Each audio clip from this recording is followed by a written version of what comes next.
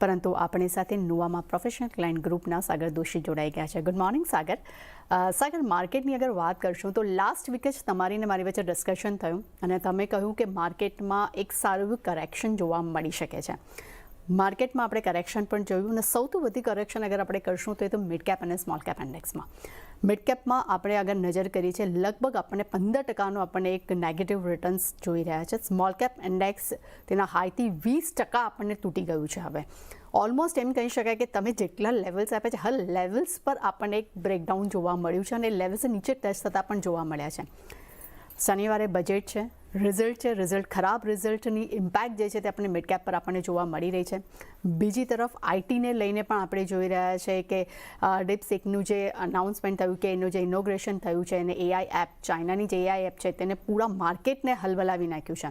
એનું ઇમ્પેક્ટ પૂરું આપણી આઈટી કંપનીઓ પર પણ જોવા મળી રહ્યું છે.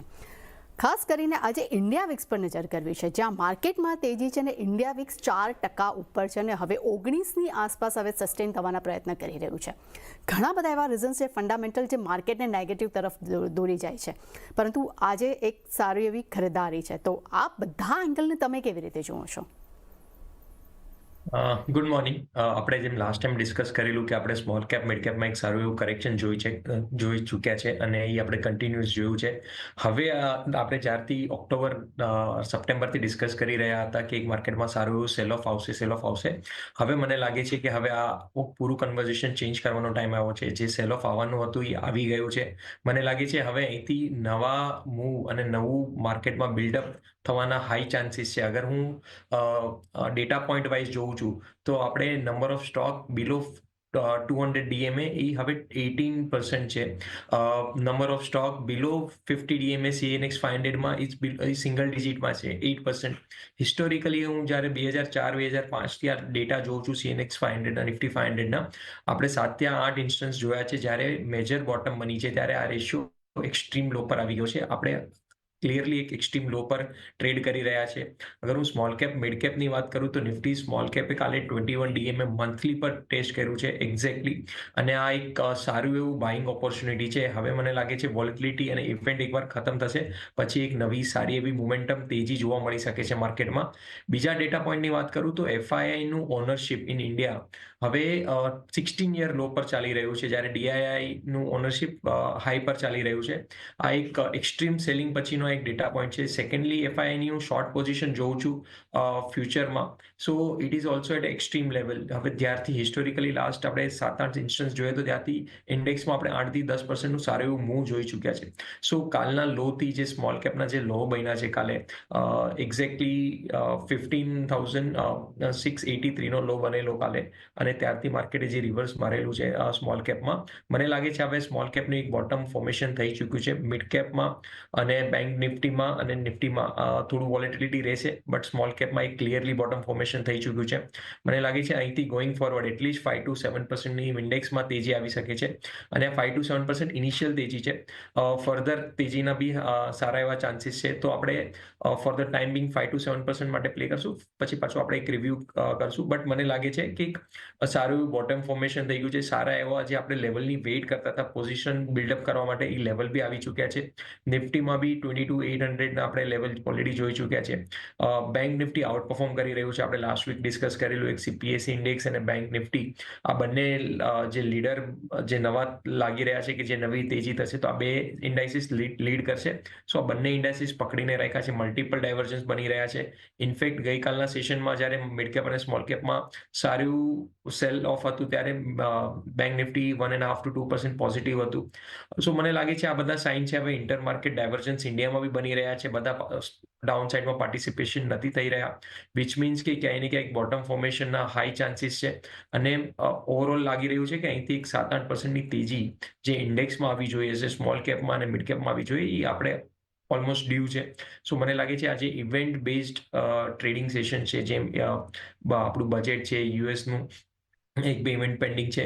સો મને લાગે છે Feb 10 પછી એક સારું એવું મોમેન્ટમ માર્કેટ પકડે, અને બોટમ ફોર્મેશન ઓલરેડી થઈ ચૂકી છે. સો ડાઉન સાઇડમાં જે બી સ્ટોક આપણે મલ્ટિપલ ડાયવર્જન્સમાં મળી રહ્યા છે, સો એક સારું એવું તેજીનું મોમેન્ટમ હવે ગોઈંગ ફોરવર્ડ બની રહ્યું છે. અને માર્ચ અને એપ્રિલમાં આપણે શાયદ નવા હાઈ બી જોઈ શકીએ છીએ ઇન્ડાઇસિસમાં. સો હવે એક્યુમ્યુલેશનના અને પોર્ટફોલિયો બિલ્ડ કરવાના હાઈ ચાન્સીસ છે.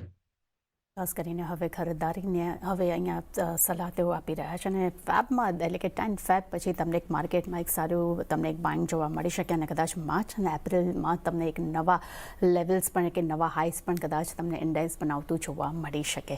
સાહેબ ત્યારબાદ નજર કરીએ આજે મિડ કેપના ટોપ ગેનર પર એ છે સીજી પાવર. રિઝલ્ટ આવ્યા છે રિઝલ્ટ્સ અને ત્યારબાદ ખાસ નોમુરાનો જે આજે રિપોર્ટ આવ્યો છે તેને આજે આ કાઉન્ટરને એક સપોર્ટ આપ્યો છે જેમાં નોમુરા તરફથી આપણને બાય રેટિંગ્સ જોવા મળી છે. ઇમ્પોર્ટન્ટ છે કંપનીની ઓર્ડર બુક જે છે ખૂબ જ મજબૂત છે જેને કારણે કરીને આજે આ કાઉન્ટરમાં આપણને એક તેજી જોવા મળી છે. ઓવરઓલ અગર 1 મંથના પરફોર્મન્સની અગર હું વાત કરીશ તો નેગેટિવ પરફોર્મન્સ છે. 13% નેગેટિવ રિટર્ન્સ આપ્યા છે આ કાઉન્ટરે, પરંતુ એમ કહી શકાય કે ન્યૂઝ બેઝ પર આજે આ કાઉન્ટરમાં એક ખરીદારી જોવા મળી છે. તો આ લેવલ્સ પર અહીંયા તો ટેકનિકલી તમને સીજી પાવર કેવું લાગી રહ્યો છે? તો સીજી પાવરનું થોડું લોંગ ટર્મ ચાર્ટ જોઉં છું તો 875 ના અપ્રોક્સિમેટલી ઓક્ટોબરમાં હાઈ બનાવેલા અને ત્યારથી ગઈકાલે જે લો બોલાવો 517 ના લો બનેલો છે. આજે લો છે એ 21 DMA મંથલી પર રીટેસ્ટ છે. મને લાગે છે આ એક બોટમ ફોર્મેશન અને જે પોઝિટિવ ડાયવર્જન્સ સાથે એક બોટમ બની છે. મને લાગે છે આ એક બાઉન્સ આવશે ટુવર્ડ્સ 650 ટુ 680 ની રેન્જમાં ઇમિડિયેટલી બેઝિસ પર, બટ એની ડીપ ટુવર્ડ્સ 580 590 મને લાગે છે આ સ્ટોક બોટમ આઉટ ફોર્મેશન બની ચૂક્યું છે અને ઉપરમાં આપણે 700 750 ના લેવલ શોર્ટ ટર્મમાં જોઈ શકીએ છીએ. ઓકે, તો શોર્ટ ટાઈમમાં અત્યારે તમને સાગર જે લેવલ્સ આપી રહ્યા છે તે તમને જોવા મળી શકે છે, પરંતુ લઈને નાનકડો બ્રેક બાદ નજર કરશું અન્ય શેર્સ પર.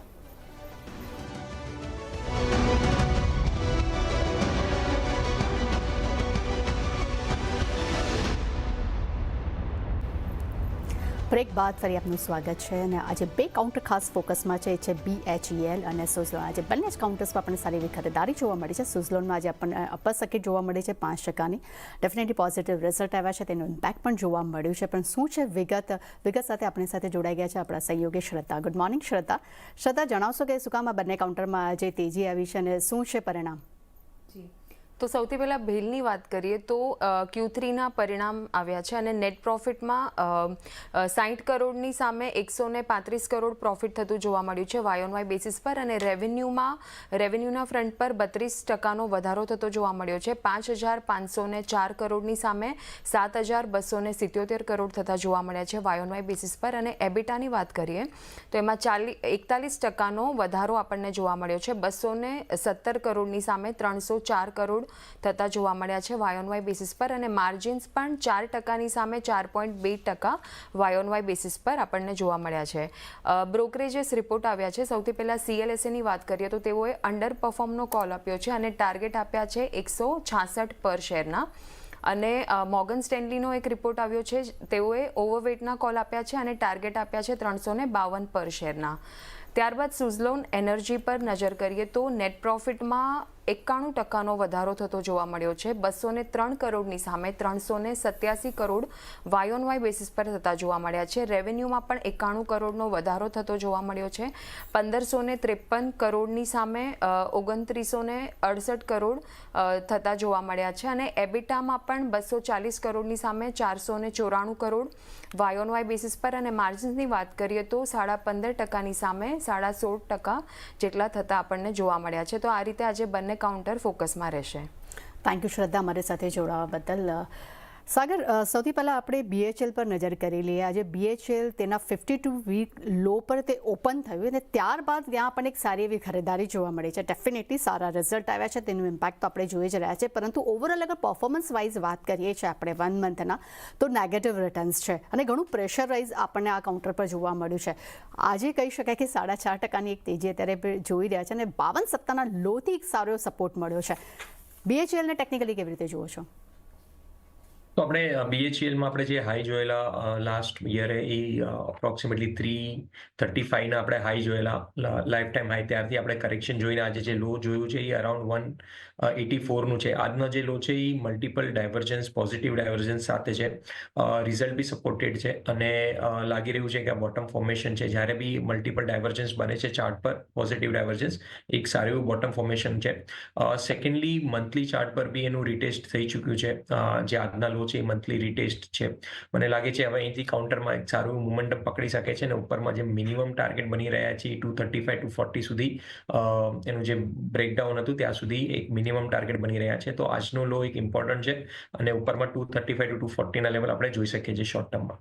ઓકે, તો BHL માટે ખાસ કરીને અપર લેવલ્સ એટલે તમને 235-240 સુધીના લેવલ્સ જોવા મળી શકે છે, પરંતુ આજનો લો જે છે તે ત્યાં એક સ્ટ્રોંગ આપણને એક સપોર્ટ પણ જોવા મળી શકે છે.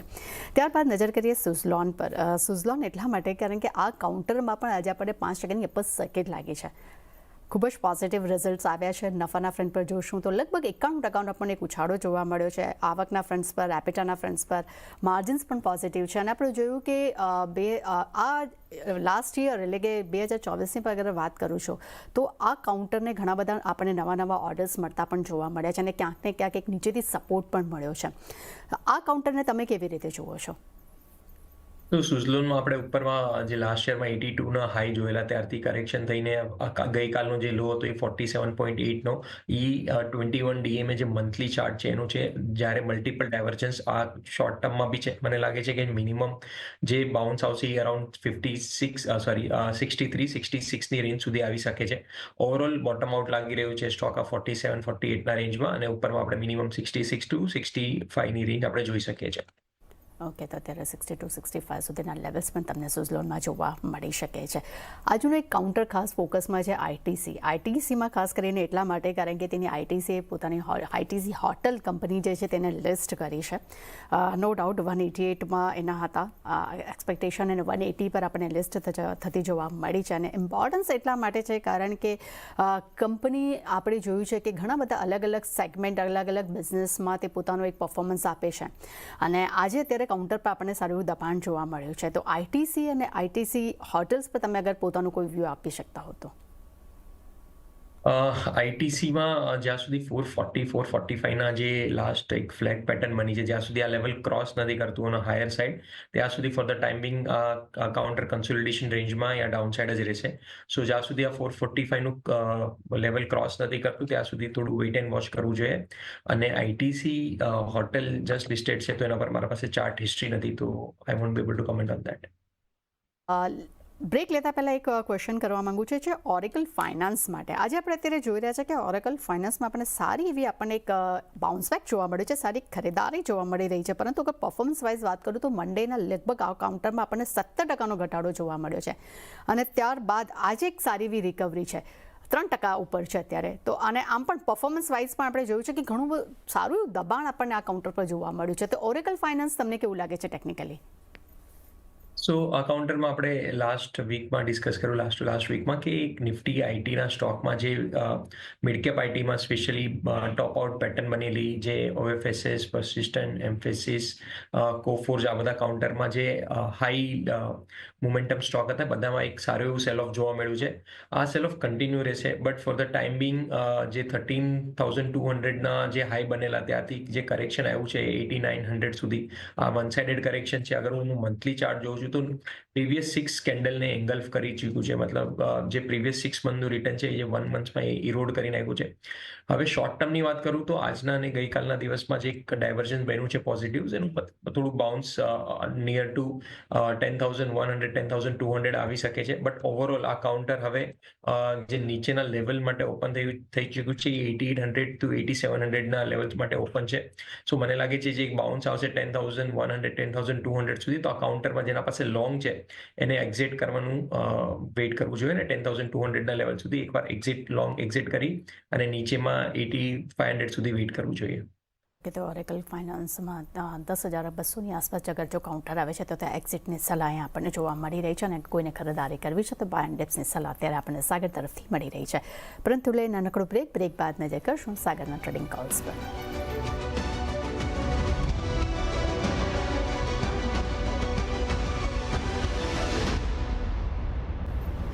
બ્રેક બાદ ફરી આપનું સ્વાગત છે. સાગર દોશી આપણી સાથે જોડાયેલા છે. સમય થયો છે ટ્રેડિંગ કોલ્સ જાણવાનો. સાગર, આપણે ટ્રેડિંગ કોલ્સ જાણીએ તે પહેલાં લાસ્ટ વીક તમે બજાજ ફાઇનાન્સ માટે ટ્રેડિંગ કોલ આપ્યો હતો અને 7,800 7,900ના તમે ટાર્ગેટ્સ આપ્યા હતા. આજે અત્યારે અગર બજાજ ફાઇનાન્સ પર નજર કરી છે, સારી એવી ખરીદારી છે, અત્યારે 7,715ની આસપાસ અત્યારે કારોબાર કરી રહ્યું છે. અગર કોઈની પાસે અગર આ પોઝિશન્સ છે તો અહીંયા પહેલાં આ લેવલ્સ પર શું કરવું જોઈએ હવે અહીંયા? સો ઓવરઓલ મને લાગી રહ્યું છે કે જે ફાઇનાન્શિયલ સેક્ટર છે એ આ લીડિંગ સેક્ટર બનશે નવી તેજીમાં, જે આપણે ઓલરેડી ડિસ્કસ કરી ચૂક્યા છે.